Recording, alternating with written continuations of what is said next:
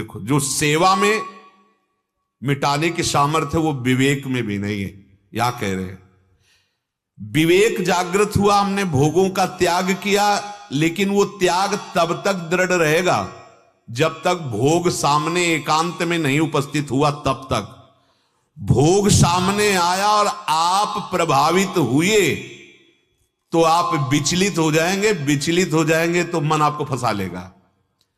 लेकिन बढ़िया से बढ़िया भोग, बढ़िया से बढ़िया उच्च स्तर का अगर आपका तत्सुख भाव जागृत हो जाए, दूसरों को सुख देना, फिर आपको नहीं खींच सकता।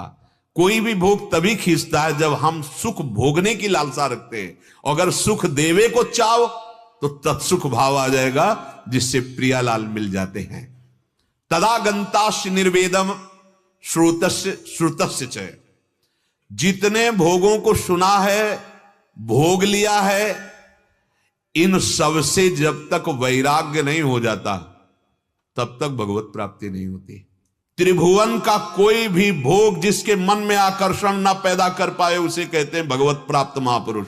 जित संग दोषा, कोई भी भोग उपस्थित हो और उसके मन में उसके प्रति भोग वृत्ति ही ना हो, क्योंकि वो भगवदाकार वृत्ति है, तो फिर कैसे हम देखें कहीं धोखे में ना हो जाएं, कहीं हम पीतल को सोना ना समझ लें, कहीं थोड़े से सात्विक भाव को हम भगवत प्राप्ति ना समझ लें।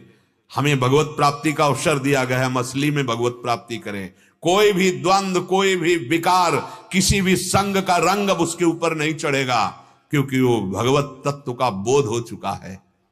श्रुति विप्रतिपन्नाते यदा स्थास्यति निश्चला, बहुत महिमा में, समाधाव चला बुद्धिस्तदा योगमवाप्स्यसि। सुने हुए और भोगे हुए भोग तो त्यागने में साधन मार्ग से, सत्संग से, लेकिन यहां भगवान कह रहे हैं एक जाल और है जिससे निकलना है, शास्त्रीय जाल। श्रुति विप्रतिपन्ना, शास्त्रीय जाल से निकल पाना बहुत कठिन होता है। मोह जाल दो प्रकार का है, एक है ये भोगों का, सुने हुए भोगे हुए भोग, और एक है शास्त्रीय मोह जाल।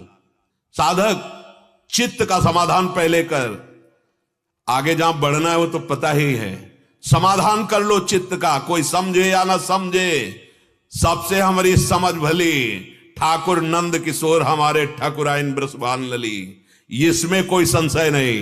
ये चित्त का समाधान है, कोई नहीं पास पाएगा, चाहे लौकिक जाल हो या वैदिक जाल हो।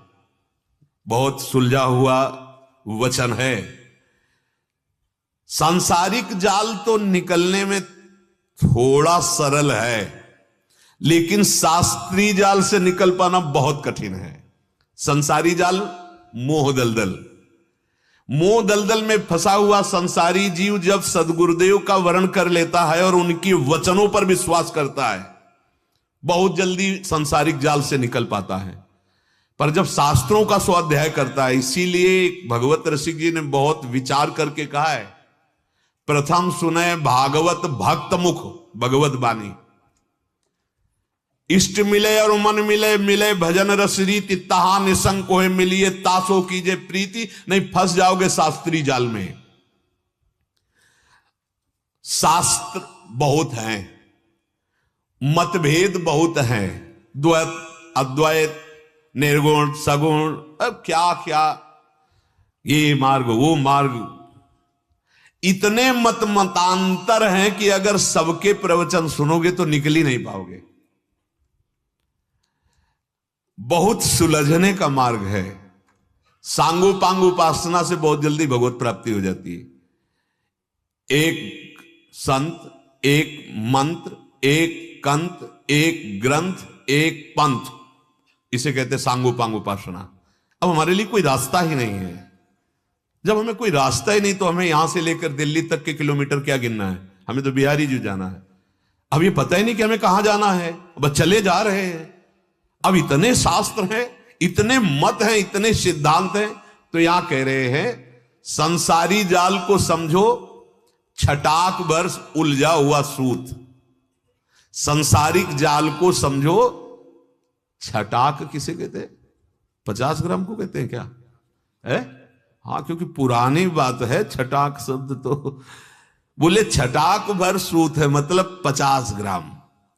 और शास्त्रीय जाल है 100 मन उलझा हुआ सूत, 100 मन उलझा हुआ सूत।